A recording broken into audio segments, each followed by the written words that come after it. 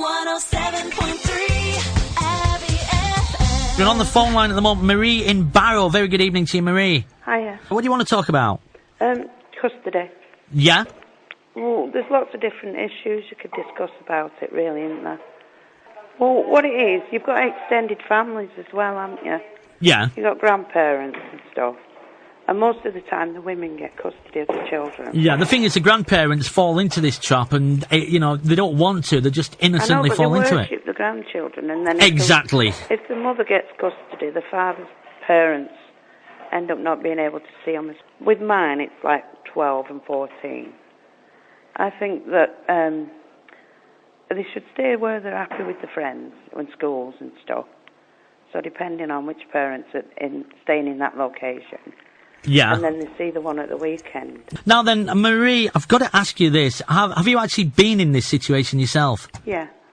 And what was the outcome of that between you and the child's father? Well, he was actually just a partner. Yeah. We weren't married. But we had a custody battle. And then he got a new girlfriend, and now we don't want to see him again. Right, so how long ago was this, when you actually split up?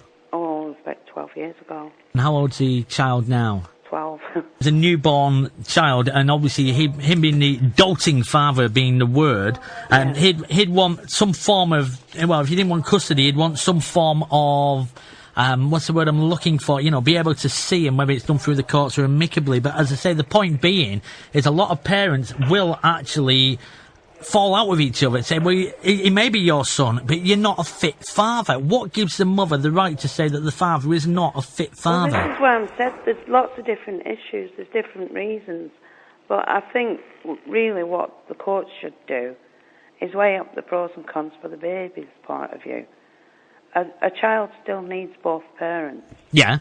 And whether the mother and father hate each other or not, they've created that baby together. It's not a, singular thing, is it? Absolutely, yeah, absolutely. And they have. It's done together. And if it's done together, the responsibility should be a shared responsibility. Well, and, if it's DNA, not going to be... it's not blood, and you can't say, she's birthed it, give birth. Yeah, but if it's not... half of that belongs to the father. But why should he not see his dad, the child? The child is piggy in the middle, and it's not exactly his fault. If two parents get together, have a baby, and it doesn't work out and they split up, then what gives one parent the right to say to the other, well, you are not a fit parent, I want custody? Why can't these things be sorted amicably and say, well, look, it's a child... Sometimes they might not be a fit parent, though. But what gives the other parent the right to say that? Well, there are sometimes obvious reasons. That's what I'm saying. Why? You could go through this forever. Yeah, but why? Well, what if he's beating her up and not bothered about the child in her arms and things like that? But if he's beating her up... Or what if the wife is beating him up while he's... Yeah, but this begs the question, why do couples stay together if there's violence involved? I mean, I hear it, and I get sick and tired of people saying, well, I only stay together for the children, or I love them. It's not, if there's violence involved, get out. There are people out there that'll help. I tried to get rid of him, but he wouldn't go. And why wouldn't he go? Because he kept saying he wanted to stay with us as a family.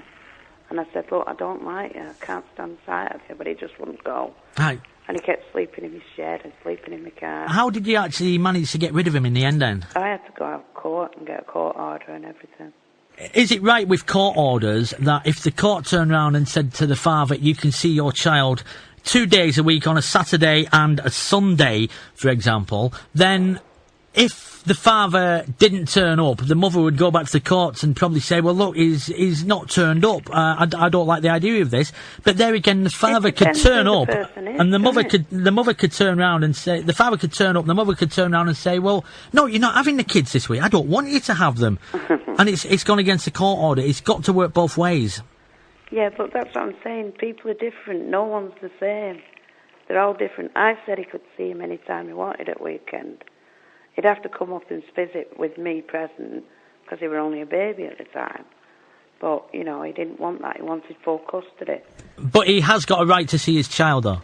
Yeah, he can see him any time he wants, but he don't want to now. And why doesn't he want to? He's got a new woman now, and she don't want the fact that he spends money on him at weekends. You don't like it. Yeah, but that's not the point, is it? At the end of the day, it's still his child, whether he's got a new woman in his life or not. Well, I'm not saying he can't see him. I yeah. said he could, but he don't want to now. Yeah, but he should show some responsibility towards that child. Maybe, does the child want to see... Well, my son doesn't really want to see him anymore anyway, because he said it's a bad atmosphere when he goes to see him, because she gives him, bits of grief. And how has it actually affected the child mentally and physically? Well, he still loves him, and he says he's going to be as big as him and things like that. Yeah. He said, it's another issue, isn't it?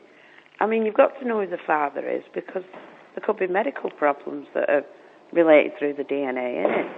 Well, that's a valid point, yeah. I mean, if there's medical problems that are passed down in family history or anything, and you don't know who the father is, the birth father actually is, then this could cause further complications further along the line. Yeah. Quick question for you then. In your opinion, should the man or should the woman get priority over custody? If the father's been bringing the child up from birth because the mother can't be bothered getting up out of bed to feed it, yeah, and she's not breastfeeding or anything, who would you give it to?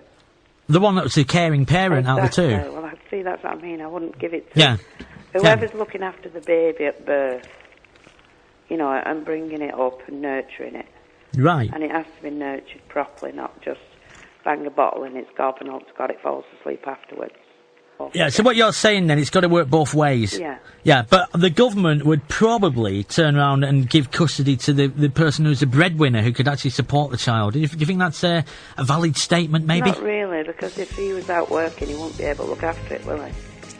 But then there's childminders, isn't there? But there again, I can see your point, because... Nurtured, exactly, that is my point. Listen, Marie, thank you very much for your call tonight.